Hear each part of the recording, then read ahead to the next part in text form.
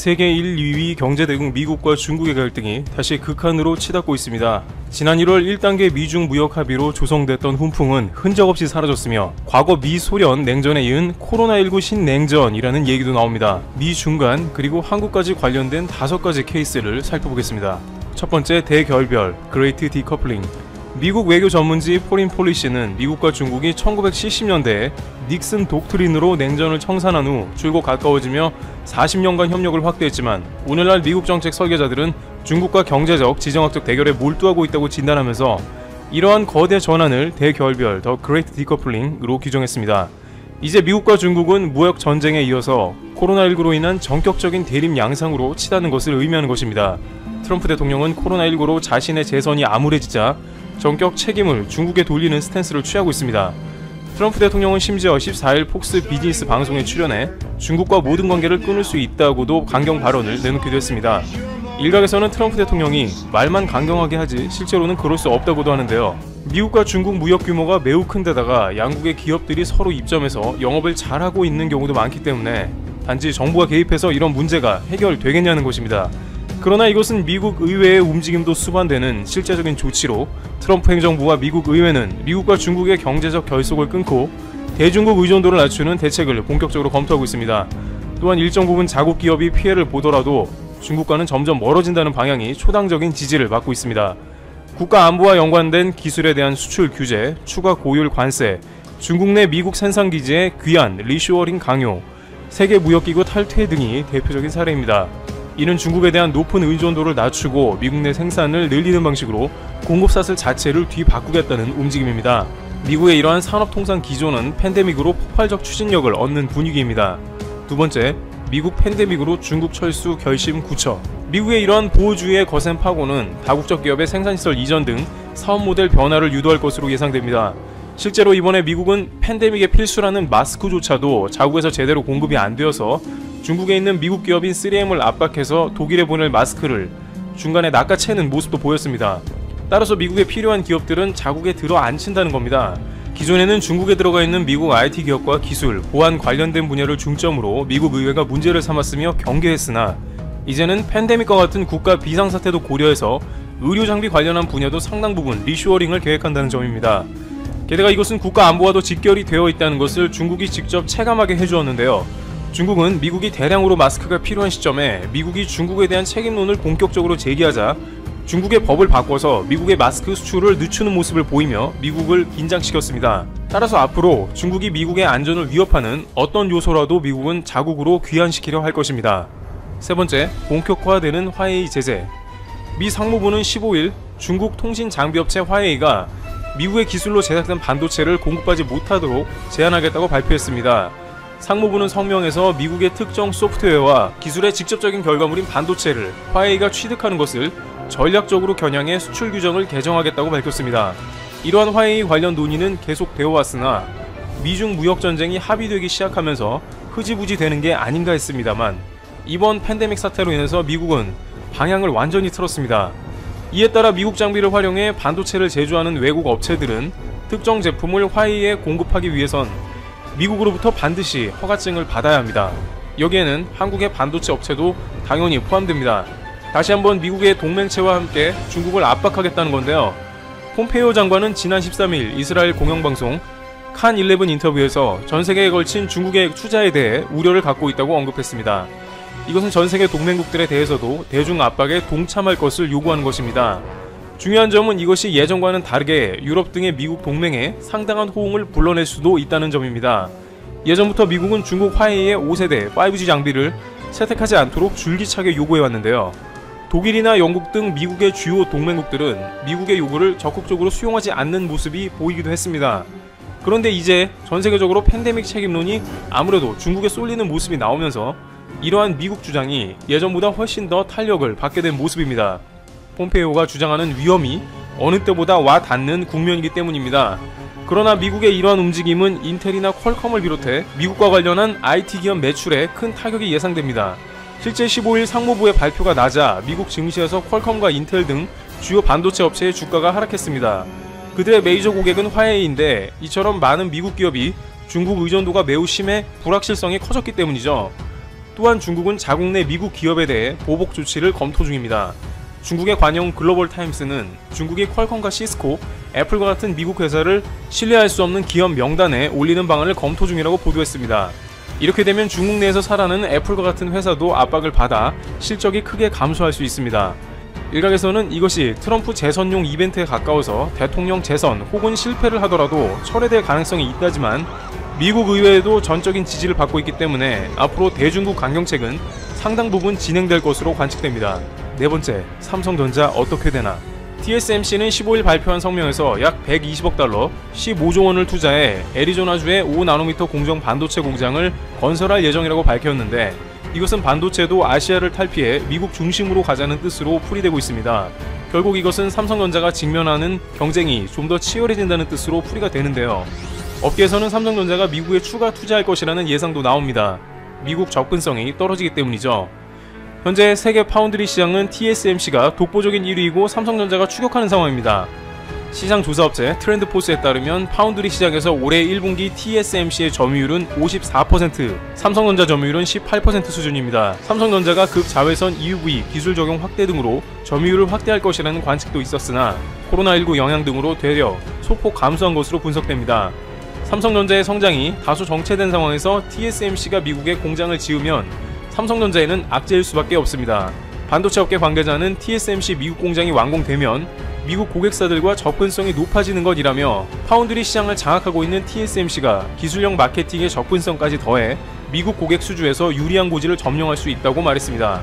따라서 삼성은 이에 대해 대응하는 모습이 나오고 있습니다. 삼성전자는 현재 미국 텍사스주 오스틴에 파운드리 공장을 두고 있으며 공장 증설을 목표로 인근의 부지를 확보한 것으로 알려졌습니다. 아직 공장 착공은 안 했습니다만 미국 상황을 보면서 작업에 착수한다는 방침으로 전해집니다.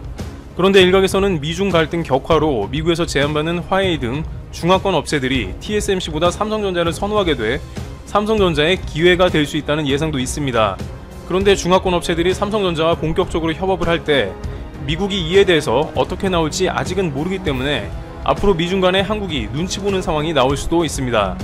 네 번째, 미중 간 군사 분야 마찰 심화. 설상가상으로 군사적인 대립도 더욱 심화되는 모습인데요. 최근 중국이 코로나19의 세계적 대유행을 틈타 남중국해에서 군사적 영향력을 확대하고 경제적 이득을 얻으려 하자 미 국방부는 이를 즉각 인지하고 비판하면서 남중국해의 군사작전을 곧바로 수행하기로 결정했습니다. 미국 국방부는 중국 인민군의 자유로운 움직임만큼은 절대 용인해서는 안 된다고 보기 때문입니다. 미국은 최근 몇 주 사이 남중국해에 잇따라 함정을 파견하고 전략폭격기를 출격시키는 등 위력 시위를 통해 중국에 아주 공개적인 메시지를 보내고 있다고 미국 CNN 방송이 14일 전했습니다. 중국 본토와 대만 사이의 좁은 바다로 중국이 자국 앞바다로 간주하는 대만 해협을 미 구축함 베리가 지난달 23일, 구축함 맥켄벨함이 이달 13일 각각 통과하면서 중국의 반발을 사기도 했습니다. 이렇게 남중국해에서 양국이 계속 신경전을 벌이는 것은 미중 간의 패권 싸움이 당연히 전제되어 있기도 하지만 남중국해에 인접한 국가들이 친미 라인들로 구성되어 있고 이들이 상당한 피해를 호소하며 괴로워하기 때문인데요. 존 아퀼리노 미 태평양 함대 사령관은 중국 공산당이 동남아시아인들을 석유 가스 어업 문제로 괴롭게 하는 패턴을 끝내야 한다며 수백만 명의 사람들이 생계를 위해 이 지역 자원에 의존하고 있다고 비판했습니다. 따라서 안 그래도 팬데믹 상황으로 대치 중인 양국은 태평양의 패권 싸움을 치열하게 벌일 것으로 관측됩니다. 다섯 번째, 한국, 미국에 국방비 얼마나 줘야 하나? 이렇게 미국이 남중국해까지 신경 쓰며 국방비가 늘어가니 한국과 일본에도 방위비 압박을 더욱 하게 되는 것입니다. 미국의 방향은 국가재정을 더 이상 예전과 같이 세계의 경찰 역할을 하며 재정이 소비되는 상황은 끝맺고자 합니다. 4월 말 미국은 괌에서 전략폭격기를 철수시키며 대북 정책을 다소 완화하는 게 아니냐는 분석이 잇따라 제기되었습니다. 그런데 미국은 이에 대해서 폭격기 배치 예상을 어렵게 해서 오히려 역동적인 군사작전을 전개하겠다고 밝혔습니다. 실제로 군 소식통에 따르면 미국은 최근 괌 앤더슨 기지에 B-1B 랜서 폭격기 4대와 약 200여 명의 관련 장병을 배치했습니다.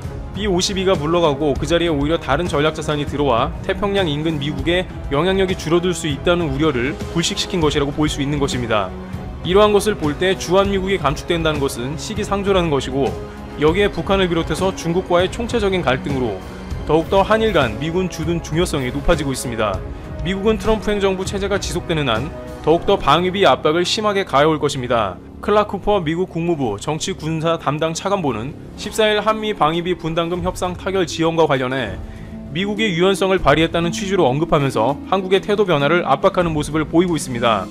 미국은 한국에 계속 무리한 비용을 내라고 요구하면서 자국의 재정 비용을 최소화할 것으로 관측됩니다. 트럼프 대통령이 집권하는 한 한국에 13% 인상안이 아니라 13억 달러를 내라고 지속적인 요구를 해올 것입니다. 이와 같이 미국은 팬데믹으로 인한 타격이 가장 큰 국가 중 하나가 되면서 많은 정책이 대중 강경책으로 변하고 있습니다. 특히 한국은 반도체와 중국과의 관계도 신경 써야 하기 때문에 미국과 어떠한 접점에서 만나게 될지도 초유의 관심사로 떠오릅니다. 한국 기업들이 글로벌 전기자동차 배터리 시장에서 엄청난 소식을 전해왔습니다. 드디어 LG화학이 일본의 파나소닉과 중국의 CATL 등을 꺾고 시장 1위에 오른 것입니다. LG화학의 1위에 모두가 놀라는 이유는 놀라운 성장률에 있습니다. LG화학은 올 1분기 조사에서 점유율 27.1%를 차지했습니다. 작년 같은 시기만 해도 이런 결과를 예상하는 사람은 아무도 없었습니다. 작년 1분기는 10%를 겨우 넘는 수준이었기 때문입니다. 단 1년 만에 3배 가까운 성장을 이루어낸 것입니다. 또한 데이터 집계 이래 처음으로 시장 1위를 차지한 것이죠. 삼성 SDI는 6%, SK이노베이션은 4.5%를 기록하며 각각 4위, 7위에 올랐습니다. 두 회사도 선두권 추격을 위한 과감한 투자를 단행하고 있습니다. 현재 상승세이기도 하죠. 한국 기업 3곳이 모두 글로벌 탑10을 지키자 세계의 관심이 집중되고 있습니다. 국내 배터리 대표 3사의 합계 점유율은 무려 37.5%입니다. 작년 동기 16.4%와 비교하면 2배 넘게 급증했습니다. 글로벌 리서치 기관들이 이번 성과를 이렇게 분석했습니다. 포트폴리오 다양화와 중국산 테슬라 모델 3에 있다. 유럽의 여러 자동차 회사와 거래하고 있고 테슬라 모델 3의 판매량이 최근 급증한 게 호조로 작용했다는 것입니다. 하지만 아직 안심하기는 이릅니다. 이번 순위는 중국 업체가 이번 질병 사태의 치명타를 맞은 상황에서 나온 통계이기 때문입니다. 그동안 배터리 업계 1위는 중국의 CATL이었습니다. 물론 한국 기업들이 큰 진전을 이뤘지만 중국의 추격도 만만치 않을 것입니다. 그 증거는 2위인 파나소닉입니다. 파나소닉은 상당한 악재를 마주했었습니다. 파나소닉은 그동안 미국 테슬라 공장에 배터리를 독점 공급했습니다. 하지만 테슬라가 공급처를 다변화하자 점유율이 크게 줄었죠. 하지만 올 1분기 조사에서는 중국 업체들이 위축되면서 점유율이 오히려 소폭 상승했습니다. 25.7%를 기록했죠. 반면 CATL은 이번 조사에서 17.4%로 내려앉았습니다. 동기 대비 6% 하락한 수치입니다. 따라서 중국 기업들의 타격이 예상치보다 훨씬 크다는 것입니다. 앞으로 회복할 수 있는 범위도 넓겠죠? 자, 그럼에도 한국 배터리 제조사의 미래는 밝습니다. 이번 사태로 인한 피해가 적기 때문이기도 하지만 그보다 더 중요한 이유가 있습니다. 바로 공급처가 굉장히 폭넓다는 것입니다. LG화학의 주요 고객사는 국내를 비롯해 미국, 유럽 등 매우 다양합니다. 한국의 현대기아차, 미국의 GM, 포드, 크라이슬러, 유럽의 폭스바겐, 르노, 볼보, 아우디, 벤츠, 제규어, 포르쉐, 중국의 지리자동차 등이 모두 고객입니다. 최근에는 테슬라가 중국 상하이 기가팩토리에서 생산하는 모델3의 배터리를 공급하기 시작했습니다. 따라서 LG화학의 세계 1위는 이미 예견된 것이기도 했습니다. 삼성 SDI는 유럽 시장을 주로 공략하고 있습니다. 폭스바겐, BMW, 르노, 제규어 랜드로버 등의 전기차 배터리를 공급하고 있죠. SK이노베이션도 비슷한 분위기입니다. LG화학, 삼성 SDI, SK이노베이션은 최근 폴란드, 헝가리 등 유럽의 주요 공장 증설을 확정했습니다. 수율 개선, 고객사 확보 등으로 글로벌 성장세를 이어가겠다는 전략입니다. 파나소닉이 올 1분기에 간신히 2위를 했지만 앞으로의 운명은 위태롭습니다. 앞서 말씀드렸듯 테슬라 의존도가 워낙 크기 때문입니다. 모든 실적들이 테슬라에 의해서 결정되고 있습니다. 게다가 테슬라 역시 공급처 다변화를 선택하면서 파나소닉의 공급 물량이 계속 줄고 있습니다. 작년까지 점유율 1위였던 CATL도 한국보다 불리한 상황입니다. 자국 기업 의존도가 너무 크기 때문입니다. 따라서 전 세계를 상대로 포트폴리오를 구성한 제조사는 오로지 한국 기업들 뿐입니다. 관련 업계의 전문가들은 이렇게 분석합니다. 시장의 불확실성은 여전합니다. 하지만 한국은 제품의 품질, 경쟁력을 앞세운 분산 전략으로 계속해서 점유율을 끌어올릴 수 있습니다. 전기 자동차는 핵심적인 미래 산업입니다. 앞으로 발전 가능성이 무궁무진하죠. 더욱이 유럽과 북미를 중심으로 친환경 이슈가 더욱 강화되고 있죠. 한국 배터리 기업들에게 기회가 찾아왔습니다. 앞으로의 활약을 응원합니다. 지금까지 닥터시사TV였습니다. 시청해주셔서 감사합니다. 구독과 좋아요 부탁드립니다.